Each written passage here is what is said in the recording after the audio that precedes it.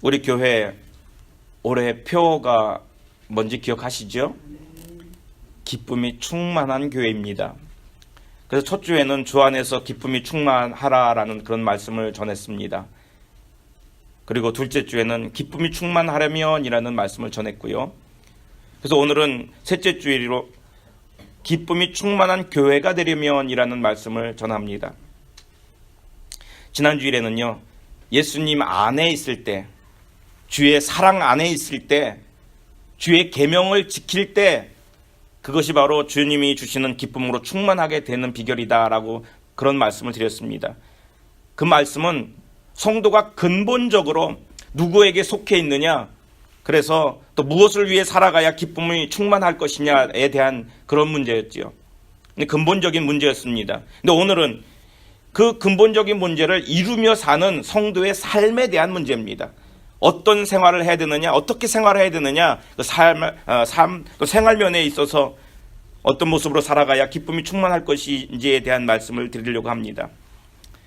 빌립보서 전체를 보면은요, 분명히 빌립보 교회가 하나가 되지 못하고 마음을 같이 하지 못하고 다툼이 있었던 것을 우리가 알 수가 있습니다. 빌립보 교회는요, 바울이 복음을 전하다가 감옥에 갇혔을 때 온 교회 성도들이 헌금을 해서 바울에게 보내줘서 그것을 사용할 수 있도록 선교비를 충당했던 그런 교회 아닙니까? 그것뿐만이 아니죠. 에바브로디도를 보내가지고 바울 옆에서 바울을 도울 수 있도록 해줬던 아주 세심하게 배려하는 그런 교회였습니다. 그래서 이 교회를 가만히 보면 성도들의 믿음은 잘 성장하고 있었고, 또 그들의 헌신도 또 좋았고, 또 사랑도 많았고, 어떻게 보면 우리가 보기에는 굉장히 기쁨이 충만한 교회일 것만 같습니다. 그런데 들여다보면 그렇지 못했다는 거예요.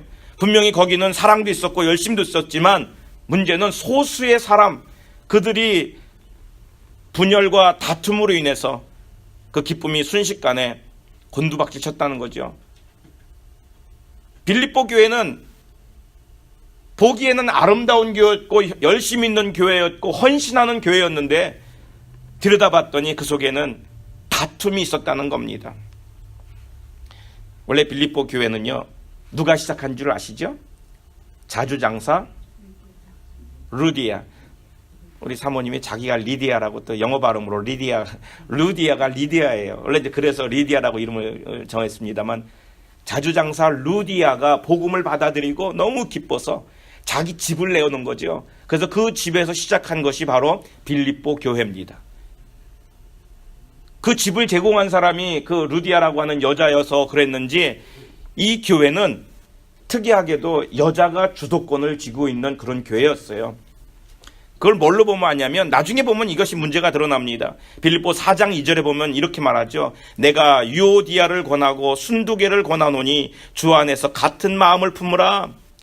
두 사람을 얘기하면서 그들에게 권면을 합니다. 같은 마음을 좀 품어라. 이 사람이 어떤 사람이었는지 자세히는 모릅니다. 그리고 두 사람 사이에 한 마음이 아니라서 왜 뭐 때문에 다퉜는지 뭐 때문에 싸웠는지는 분명히 나타나진 않습니다만은 분명한 것은 이 두 사람, 유오디아라고 하는 사람과 순두개라고 하는 이 여자는 자기 자신이 잘났다고 둘이 경쟁하듯이 다툼했다는 거예요. 자기의 각자의 패거리를 만들어서 교회 안에서 분당을 만들고 패거리를 만들어서 다툼을 했던 그런 사람들이라는 것을 알 수가 있습니다. 그래서 교회가 어려웠던 거예요. 다른 일에 있어서는 다 좋았어요. 헌신도 좋았고 열심도 있었는데 문제는 나뉘어져서 서로 네 편 내 편으로 나뉘어져서 그 속에 다툼이 있었다는 겁니다. 그래서 바울은 이 두 사람의 이름을 직접으로 거론하면서 너희들 둘한테 다투지 말라.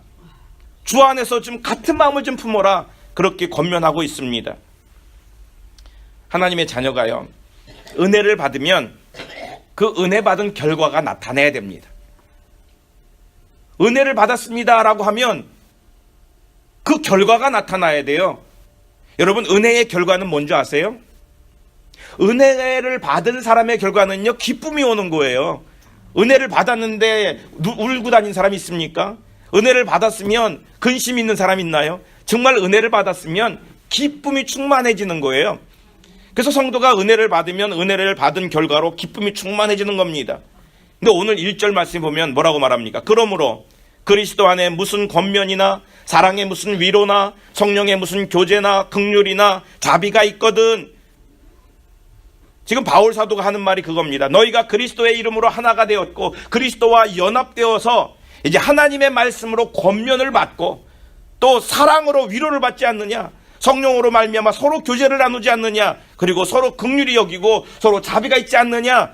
이게 무슨 말이에요? 이런 은혜가 있지 않느냐? 하나님께로부터 내려오는 은혜잖아요. 이런 은혜가 있다면 그 은혜의 결과가 나타나야 된다는 거죠. 은혜 받았습니다. 우리는 말로는 은혜를 받는데 은혜의 열매를 얘기하면 열매가 없다고 한다면 이건 문제인 거예요. 은혜 받은 사람은요, 열매가 있어야 돼요. 근데 이거 바울 사도가 오늘 본문을 통해서 하는 말은 뭐냐면, 이런 너희가 이렇게 말씀으로 무슨 권면을 받는다든지 사랑으로 서로 위로를 한다든지 성령의 힘으로 너희가 서로 어떤 믿음의 교제를 나누고 서로 불쌍히 여기고 서로 자비를 베풀고 하는 이런 은혜가 있다면, 그리고 결론이 뭐냐면 4절 맨 마지막 절에 그러죠. 나의 기쁨을 충만하게 하라라고 합니다. 너희가 은혜를 받았다면 그 열매가 있어야 되는데, 그 열매는 뭐냐면 은혜의 결과로 나의 기쁨을 충만하게 해야 돼.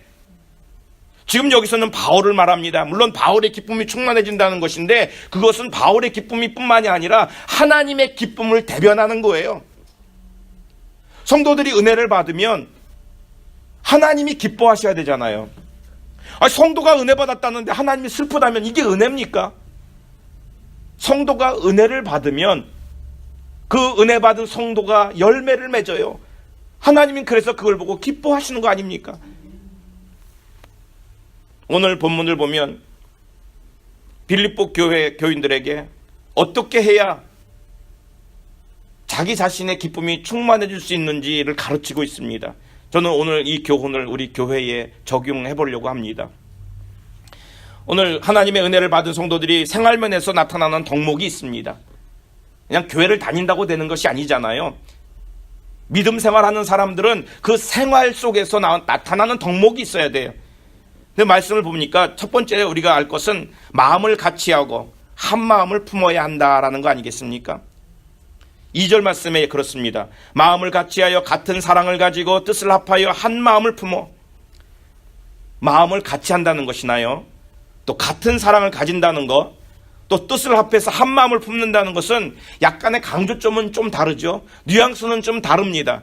그러나 여기 모두 똑같은 건 뭐냐면 일치하는 강조점이 있는데, 그것은 하나가 되라는 거예요. 일치를 이루어라, 하나가 돼야 된다고 하는 것에 강조점이 있지요. 바울은요 이미 빌립보서 1장에도 그런 얘기를 합니다. 1장 27절에 너희가 한 마음으로 서서 한 뜻으로 복음의 신앙을 위하여 협력하는 것과, 너희는 복음을 위해서 한 마음으로 협력하는 게 중요하다는 거죠. 같은 맥락의 말을 지금 계속하고 있는 겁니다. 이렇게 한 마음으로 협력하는 게 교회 아닙니까?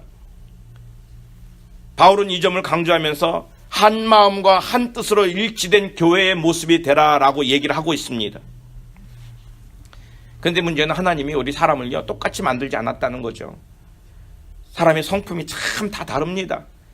비슷해 보이는 것 같은데도 어떻게 성품이 다른지 몰라. 그것뿐만이 아니라 사람들마다 은사가 다 달라요. 할 줄 아는 게 참 각기 다양하게 다르고, 또 어떤 사람은 오히려 잘할 것 같처럼 보이는데도 오히려 그 부분은 못하는 부분도 있고요. 또 못할 것 같은 사람도 어느 부분에 보면 참 그 부분은 잘하는 부분이 있어요. 이건 각기마다 주시는 은사가 달라요. 근데 이렇게 다르게 주신 은사는요, 다르기 때문에 서로 다투라고 준 건 아니잖아요. 다른 것들이 만나서 조화를 이루어서 하나의 완벽하게 조화를 이루어 그것을 협력하여 나가라라고 주신 거 아니겠어요? 조화를 이룬다는 건 참 아름다운 겁니다. 조화를 이룬다고 말하면은 그 조화를 가장 그 원리가 잘 나타나는 게 그 음악의 세계죠. 음악에서는 조화가 참 중요합니다. 그래서 그걸 우리 화음을 이룬다고 그러죠. 하모니를 이룬다, 화음을 이룬다라고 말을 합니다만, 이건 음악의 생명입니다. 그 다양한 악기들이 모였지만 그 다양한 악기들이 서로 조화롭게 소리를 냅니다. 조화롭게 낼 때의 그 소리는 참 아름다워요. 야, 이렇게 아름답냐? 사람의 목소리도 그러잖아요. 사람의 목소리가 각기 다른데 그 각기 다른 목소리 모여서 조화를 이루면 아름다운 찬양이 됩니다. 근데 각기 모인 것들이 조화를 이루지 못하고 서로 삑삑거리면 정말로 그거보다도 듣기 싫은 소리가 없어요. 우리가 귀를 틀어막을 때는 언제입니까? 소리가 듣기 싫을 때. 근데 그때는 조화를 이루지 않을 때예요. 그러나 그 소리가 조화를 이루어낼 때는 너무 아름다워서 사람들이 모여드는 거예요. 그 소리를 듣겠다고 모여들지 않습니까? 교회는 바로 그런 곳 아닙니까? 그리스도의 이름으로 다양한 사람들이 모였지만 그러나 조화를 이루는 곳이에요. 각기 다른 성품이지만 각기 다른 은사가 있지만 그런데도 불구하고 예수 그리스도의 이름으로 우리가 그리스도를 향하여 자라나면서 하나의 조화를 이루어서 하나님의 일을 함께 해나가는 것이 교회 아닙니까? 이게 바로 교회 공동체의 특성입니다. 사도행전 2장 46절에 보면요, 초대교회에 어떤 모습으로 행해졌는가 얘기가 나옵니다. 날마다 마음을 같이하여 성전에 모이기를 힘쓰고 집에서 떡을 떼며 기쁨과 순전한 마음으로 음식을 먹고. 교회에서 그들이 한 것들이 참 많이 있어요. 여러 가지가 있고 행하는 삶이 있는데 중요한 것은 뭐냐면 날마다 같이 교회에 모이는데 어떻게 모였습니까? 마음을 같이하여 모였다라는, 이게 정말로 중요한 거예요. 모이는 것도 중요하지만 중요한 건 모이되 마음을 같이하여 모여야 된다라는 사실입니다. 근데 빌립보 교회가 그러지 못했다는 거예요. 열심도 있었고 헌신도 있었고 하나님을 향한 사랑도 있었는데, 바울을 향한 사랑도 있었어요. 그런데 중요한 건 마음이 한 마음으로 일치되지 못했다는 거예요. 이게 안타까운 거죠. 그래서 서로를 향해서는 한 마음을 이루지 못합니다. 하나님을 향해서는 한 마음을 이룰 수 있어요. 하나님을 향해서는 한 마음이 됐어요. 그런데 서로를 향해서는 한 마음을 이루지 못하는 거예요. 이게 참 안타까운 일이죠. 한 마음이 되지 못하면요, 그게 언제 나타나느냐? 교회 일을 할 때 나타나요. 한 마음이 됐어도 일을 안 할 때는요, 나타나지 않아요. 모르고 있어요. 그러다가 일을 하려고 하면 한 마음이 안 된 표가 나타납니다. 그래서 우리가 일을 하다 보면 부닥칠 수밖에 없어요. 중요한 건 뭐냐면 그 일을 어떻게 하느냐죠. 우리는 다 하나님의 일하는 사람들입니다. 하나님의 일꾼들입니다. 어느 구석에든 어떤 일이든 우리가 맡은 일을 열심히 하고 있죠. 근데 중요한 것은 그 일을 어떻게 하느냐. 오늘 말씀 2장 3절 상반절에 이런 말씀이 있죠. 아무 일에든지 다툼이나 허영으로 하지 말고. 너희가 일을 하는데 그 일을 하는데 다툼이나 허영으로 하면 안 된다. 지금 그 얘기를 하고 있어요.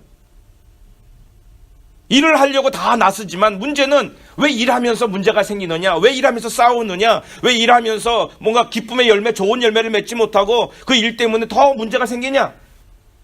여기 말씀 그대로 보면 일할 때 다툼이나 허영으로 했기 때문에 그렇구나. 우리가 복음을 전파하는 것도 중요하고 교회에 헌신하는 것도 참 중요한 일입니다. 그렇지만 더 중요한 건 뭐냐면 그 일을 할 때 다툼이나 허영으로 해서는 안 된다는 얘기예요. 빌립보 교인들은 그들에게 지금 바울이 하는 말, 너희가 다툼으로 하지 마라, 허영으로 하지 마라 라는 말을 들었을 때 깜짝 놀랐을 거예요. 왠지 아세요? 빌립보 교인들은요, 이 다툼이라는 얘기를 들었을 때 분명한 거 한 가지를 알고 있거든요. 우리가 다툼이라고 말했을 때는 그냥 우리가 좀 쉽게 좀 가벼운 말로 들립니다만은 여기는 의미가 좀 있습니다. 뭐냐면 그 헬라어의 원래적인 의미는 순수한 동기를 가지지 못하고 복음을 전하는 사람들을 얘기하는 거예요. 동기가 순수하지 않은 거예요. 속에 딴 마음이 있는 거예요. 그래서 그걸 싹 감추고 뭔가 하면서 일어나는 그 다툼들, 그 다툼을 얘기하고 있는 거예요. 여기서 말하는 다툼은요, 그 마음 속에 어떤 열심히 하고자 경쟁하는 이런 다툼이 아닙니다. 그래서 빌립보서 1장 17절에 이런 얘기가 있습니다. 그들은 나의 매임에 괴로움을 더하게 할 줄로 생각하여 순수하지 못하게 다툼으로 그리스도를 전파하느니라. 바울 사도가 이때 다툼이라는 단어를 썼죠. 그때 다툼이 어떤 다툼이었냐면 순수하지 못하게 다툼으로 일한다라는 얘기를 썼죠. 바로 그 단어가 오늘 말씀 있는 다툼으로 하지 말라는 그 단어예요. 빌립보 교인들이 그 얘기를 들었을 때 뭔지 알고 있는 거죠. 그 단어는요, 바울을 시기해가지고 바울이 잘 됐고, 바울이 뭔가 사람들의 어떤 사랑을 받고, 바울이 어떤 믿음 안에서 모든 사람들의 리더가 돼가는 그 모습이 시기됐는지 몰라요. 그랬더니 그를 시기해가지고 그를 괴롭게 하려고 열심을 냈다는 거예요. 우리는 열심을 내면 좋잖아요. 그런데 정말로 무서운 건 그 열심이 잘못된 열심이면 오히려 열심을 내지 않은 것만 못하다는 거예요. 지금 바울을 향해서 어떤 그 열심을 내고 있냐면 바울을 괴롭게 하려고 열심을 내고 있는 거예요. 그런데 그 열심이 눈에 보이게 괴롭게 하는 게 아니죠. 겉으로 볼 때는 굉장히 근사한 겁니다. 이런 말로 저런 말로 다 위장합니다. 하나님의 일을 위한다, 교회의 일을 위한다, 다 포장합니다. 그런데 근본적으로 속에 들어가 봤더니 뭐라고 말합니까? 나를 괴롭게 하려고 너희가 순수하지 못함으로 다투지 않느냐? 여러분, 이거 정말로 교회 안에서 이런 거 없어져야 돼요. 교회 안에 많은 일들이 일어날 때 사실은 대부분이 여기 속합니다. 그 사람들 얘기할 때 자기 속마음 다 얘기해요. 속으로는 꾹 감추고 있죠. 그리고 말할 때 뭐라고 말합니까? 아, 내가 교회를 열심히 하려고 보니까 이게 하나님 말씀이 옳은 것 아니야? 다 내세우는 건 하나님을 위해서예요. 다 거짓이에요. 속을 들여다봐야 돼요. 속은 순수하지 못해요. 괴롭게 하려고 그러는 거예요. 그래서 다툼이 일어나는 거예요. 이게 교회마다 있는 안타까움이에요. 빌립보 교회만이 문제가 아니에요. 우리 교회도 문제일 뿐이고 또 다른 교회들도 마찬가지예요. 왜 교회 안에 문제가 생기고 다툼이 일어나느냐? 속에는요, 정말 순수하지 않습니다. 싸우는 문제를 보세요. 정말로 순수하게 싸우나요? 순수한 사람들은 그렇게 싸우려고 하지도 않습니다. 속이 더럽기 때문에, 잘못된 동기가 있기 때문에, 심지어 바울은 지금 감옥에 갇혀 있는데, 그 바울이 감옥에 갇혀 있는데 오히려 그를 더 괴롭게 하려고 열심을 내가지고 교회 일을 하는 거예요. 열심을 해가지고 하나님의 일을 해요. 겉보기는 사람들이 야, 저 사람은 헌신자야, 참 저 사람 열심을 하는구나.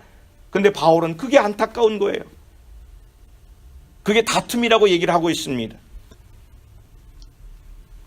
그래서 지금 바울 사도가 여기에 너희가 아무 일에든지 다툼으로 하지 마라 라고 했을 때, 이것은요, 순수한 마음이 아니라 시기와 질투 때문에 그 마음을 감추고 겉으로는 그런 척하면서, 믿음 있는 척하면서 포장하지 말고 그것으로 열심을 내지 말라는 거예요. 이건 거짓된 열심이에요.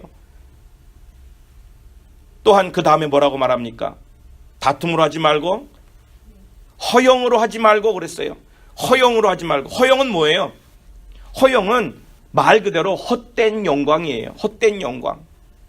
헛된 영광을 얻고 싶어서 그러는 거예요. 겉으로는 하나님을 위한다고 말하고 교회를 위한다고 말하지요.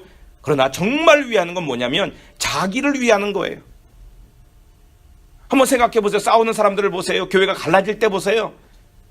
다 내세우는 기치는 다 하나님을 위해서예요. 그런데 속을 들여다보면 자기를 위해서예요. 이게 허영이라는 거예요. 허영은 헛된 영광인데 정말로 그들이 말하는 것은 자기 이름을 드러내고 싶은 거예요. 하나님의 영광이 아닌 것들은 다 헛된 영광이잖아요. 하나님의 일한다고 말하는 사람들 정말로 일하는 모습을 보면 사실은 하나님을 위해서라기보다는 자기 자신을 위해서 일할 때가 많이 있습니다. 이건 내가 해야 된다는 거죠. 나 아니면 안 된다는 거예요. 나를 거치지 않으면, 내가 하지 않으면, 내가 인준하지 않으면 다 허락할 수 없다는 그런 마음을 가지고 있는 사람들이 보통 많은 게 아니에요. 교회에 특별히 중직을 맡고 있는 사람들, 정말로 조심할 것은 교회마다 이 문제 때문에 넘어지는 거예요. 내가 해야 된다는 사실이죠. 어떤 분이 이런 글을 썼습니다. 한국 교회는요, 물론 집사님들이 참 많은데 특별히 나집사님들이 많대요. 나집사님, 우리 교회가 우리 교회는 나집사님이 안 계시기 때문에 제가 말아도 좀 마음이 편합니다만, 나집사는 뭐냐면 네가 나를 감히 무시해? 야, 나 정도는 돼야지. 나부터 받는 게 순서야. 내가 제일 그래도 낫잖아. 야, 나처럼 해봐. 나만큼 해봐. 야, 나 모르게 이런 일들이 진행됐어?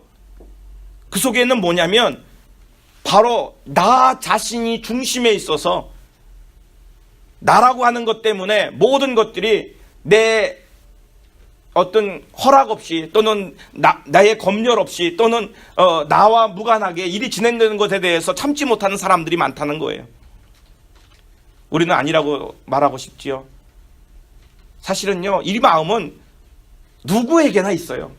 내가 소외했을 때 느끼는 소외감이 있지요. 사실은 그게 나 중심이라는 것이 포기되지 않았기 때문에 오는 소외감 아닙니까? 뭐 저는 없겠습니까? 모든 사람들이 나 중심적인 부분이 있어요.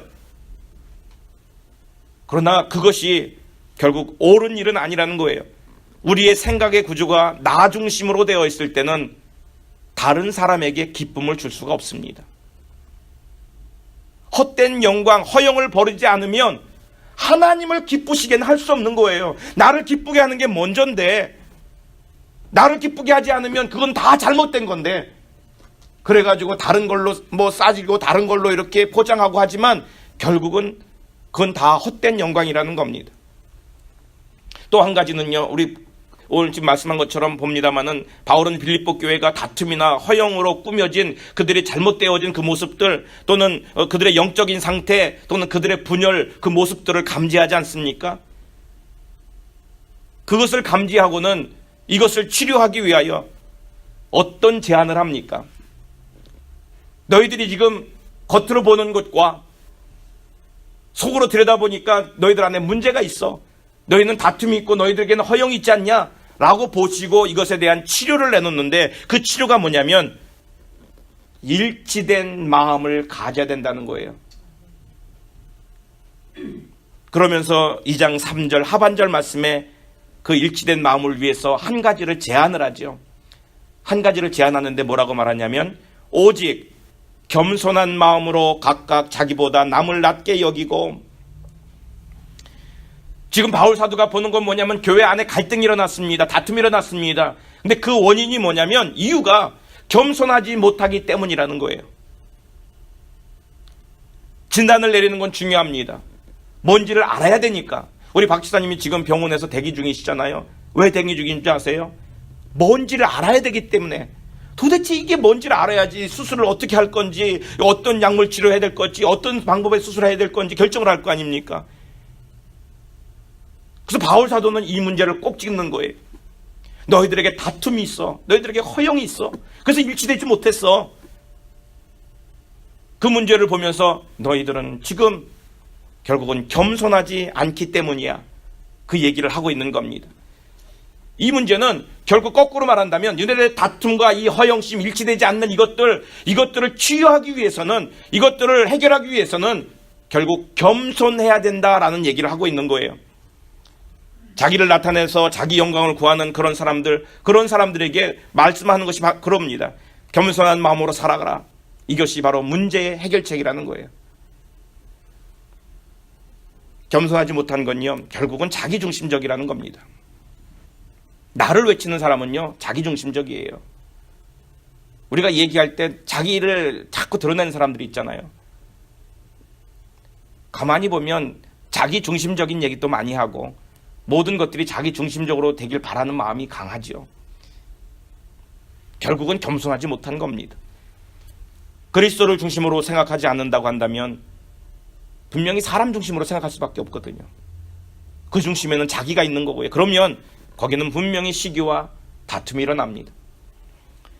고린도 교회를 봤을 때 고린도 교회는 그들 가운데 분쟁이 있었죠. 어떤 분쟁이 있었습니까? 나는 바울에게, 또는 나는 아볼로에게, 나는 그리스도에게 속했다. 자기들이 그 안에 분파를 이뤄가지고 서로 그렇게 갈라져 있었어요. 그 갈라져 있을 때 바울이 뭐라고 얘기합니까? 그들 모습들 갈라져서 자기들끼리를 봤을 때 그들 향해서 고린도전서 3장 3절에 그렇게 말합니다.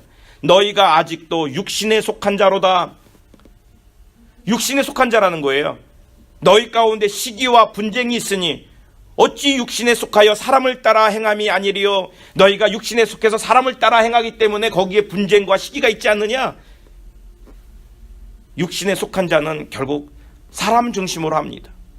자기 중심으로 한다는 거예요. 성장하지 못하면, 믿음이 자라나지 못하면 이 모습이 자꾸 나올 수밖에 없는 겁니다. 겸손을 좀 말했습니다만, 겸손은 소극적으로 말했을 때는 나 자신을 낮추는 거라 말할 수 있죠. 가장 소극적인 건 나 자신을 낮추는 거예요. 또 적극적으로 말한다면 다른 사람을 오히려 배려하고 다른 사람을 나보다 낮게 여기고 나보다 좋게 여긴다는 뜻이죠. 나보다 좋게 여기고 돕는 것을 의미합니다. 그래서 2장 4절 말씀에 이렇게 말했죠. 각각 자기 일을 돌볼 뿐더러 또한 각각 다른 사람들의 일을 돌보아, 그렇게 말했습니다. 자기 일을 먼저 돌봐야 되죠. 내가 해야 될 일들, 내가 마땅히 해야 될 일들을 우리가 다 책임 있게 감당해야 됩니다. 내가 내 책임을 다 하지 못하면, 내가 맡아서 해야 될 그 책임을 다 하지 못하면 내 주변에 있는 사람들이 힘든 거예요. 그러지 않아요? 내가 할 일인데 내가 안 하고 딱 밀어놓으면 누가 하겠어요? 옆에 있는 사람이 하잖아요. 만약에 우리 집에서 제가 밥을 먹고, 종종 그럽니다만 밥만 먹고 맛있게 먹고 그릇만 3대처럼 싸다 보면 그 설거지를 안 했어요. 누가 하겠습니까? 누군가 해야 되는데, 이 얘기는 제가 제 아들에게 늘 하는 말이거든요. 너는 안 해서 좋겠다. 그럼 너 안 하면 누군가 하겠지? 누가 할까? 물어봐요. 누가 하겠어요, 그러면? 누군가는 해야 되는 일이죠. 이게 바로 문제입니다. 내가 내 할 일을 우리 교회 안에서 하는 것, 이게 얼마나 중요한지 몰라요. 내가 내 위치에 있는 것도 중요해요. 또 하나, 내 위치에서 내 역할을 하는 게 얼마나 중요한지 몰라요. 집사는 집사의 위치에 있어야 되고, 그 집사로서의 역할, 사명을 감당해야 돼. 만약에 그러지 않으면 다른 사람이 그 몫을 해야 되는 거예요. 그러니 참 힘들잖아요. 내가 역할을 못하는 건 나만의 문제가 아니에요. 그래서 내가 내 역할을 잘 할 뿐만이 아니라 또한 다른 사람들을 돕는 거예요. 그 사람들의 일을 돌보아 그랬잖아요. 다른 사람들의 일을 돌본다는 얘기는요, 다른 사람들을 이해하고 그 사람들을 배려한다는 거예요. 그래서 그들과 협력할 수 있어야 된다는 얘기 아닙니까?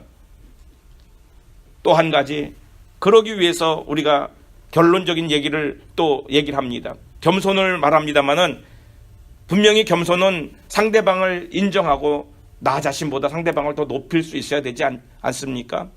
근데 문제는 뭐냐면 이 일이 쉽지 않다는 거예요. 참 어렵고도 어려운 일이에요. 그러죠? 누구 겸손 안 하고 싶어서 안 하나? 나도 겸손하고 싶은데 안 되더라는 거죠. 나도 다른 사람을 나보다 낮게 좀 여기고 싶고 나를 좀 낮추고 싶은데, 우리 아까 찬양했잖아요. 낮은 자리에 나도 임하고 싶은데 이게 안 되더라는 거죠. 어려워요. 얼마나 어려운지요. 제가 카톡에도 올렸습니다만 조용남이 노래를 불렀습니다. 무슨 노래인 줄 아세요? 기억나십니까? 겸손은 힘들어. 겸손은 힘들어요. 그 가사 내용을 한번 보세요. 뭐라고 말하는 줄 아세요? 자기가 너무 잘나가지고, 자기가 너무 잘나서 겸손은 힘들다는 거예요. 그래서 뭐라고 말하냐면, 자기가 너무 잘났기 때문에 겸손은 힘들어. 참 잘했어요. 잘났기 때문에 겸손이 힘든 거예요. 이 말의 의미는 뭐냐면, 사람의 힘으로, 내 힘으로는 어떻게 도저히 겸손해질 수가 없더라라는 얘기를 하고 있어요. 스스로는 겸손할 수 없습니다. 분명히 겸손해야 되겠는데 스스로는 안 되더라는 거죠. 그래서 뭐라고 얘기합니까? 바울 사도가 거기에 모범을 제시합니다. 너희는 할 수 없어. 겸손해야 되는데 내가 하고 싶다고 되지도 않더라. 너희는 그러니까, 그러면서 모범으로 제시하는 게 뭐냐면 2장 5절 말씀에 그래요. 너희 안에 이 마음을 품으라. 곧 그리스도 예수의 마음이니. 그래, 너 스스로 하려고 되는 게 아니야. 근데 너희는 이 마음을 품어야 돼. 그 마음이 누구 마음이에요? 그리스도 예수의 마음이니 그랬어요. 우리의 죄악된 본성으로는요, 겸손해질 수 없는 거예요. 죄악된 본성은 나를 좀 막 드러내고 싶어, 내 것을 뭐 좀 자랑하고 싶고, 내가 남들보다 더 잘난 것을 우쭐대고 싶은데 어떻게 겸손해질 수 있나요? 다른 사람을 끌어내리고 싶고, 다른 사람이 잘 되는 거 보면 배가 아픈데 다른 사람을 내가 어떻게 도와주고 그들을 위해서 내가 배려하고 그럴 수 있나요? 본성대로 따진다면 그렇게 못합니다. 죄악된 본성으로는요, 하나 되는 게 어려워요. 그래서 우리는 예수 그리스도의 마음을 품어야 된다는 거예요. 본받아야 될 주님의 마음은 어떤 마음입니까? 주님을 본받으라고 그러고 주님의 마음을 본받으라고 그랬는데, 그렇게 본받아야 될 주님의 마음이 어떤 마음일까요? 그 마음은 자신을 낮추는 마음입니다. 자신을 희생하는 마음입니다. 오늘 말씀이 2장 6절부터 계속되는 8절까지의 말씀을 보면 그러잖아요. 주님은 자기 자신을 낮추시는데, 당신이 하나님이신데도 불구하고 당신의 권위와 당신의 영광을 바르지 않으시고 이걸 다 내려놓으시고 오히려 자기를 비워서 종의 형체를 입으셨다라고 얘기를 하고 있습니다. 이게 뭡니까? 자기를 낮추사 죽기까지 자기를 낮췄다라고 말합니다. 이거는요, 사람이 능히 할 수 있는 그런 복종이 아니에요. 그런 순종이 아니에요. 그런 겸손이 아니에요. 그런데 주님이 이걸 하셨어요. 스스로를 낮추셔가지고 이루신 게 뭐예요? 하나님의 뜻을 이루시는 거예요. 나를 나 스스로 낮추셔서 하나님의 뜻을 이루셨는데, 그러면서 뭐라고 말하냐면 너희는 그 주님의 마음을 본받아라. 그렇게 자기 자신을 낮추어서 하나님의 이름을 높이는 그 주님을 좀 본받아라. 이게 겸손이다 라고 얘기를 하고 있는 겁니다. 주님의 마음을 품는다고 하는 건요, 결국 자기 자신을 낮추고 다른 사람들을 위해서 나 자신을 희생할 수 있는 것, 그 마음을 본받으라는 얘기입니다. 세상에서는요, 다 자기의 기쁨을 위해서 살아갑니다. 그래서 경쟁도 하고 남보다 이기려고 하죠. 거기에는 나의 기쁨이에요. 조금 더 넓게 생각하면 나의 가족의 기쁨이라고 말할 수도 있겠죠. 그렇기 때문에 그 과정 가운데 남의 마음을 아프게도 하고요, 시기도 품고 질투도 느끼기도 합니다. 또 질투를 느끼니까 자기 마음이 또 얼마나 아픕니까? 그러나 성도는요, 자기 자신의 기쁨만을 위해 살아가는 사람이 아닙니다. 성도는 나의 기쁨이 아니라 하나님의 기쁨을 위하여 살아가는 사람이 성도예요.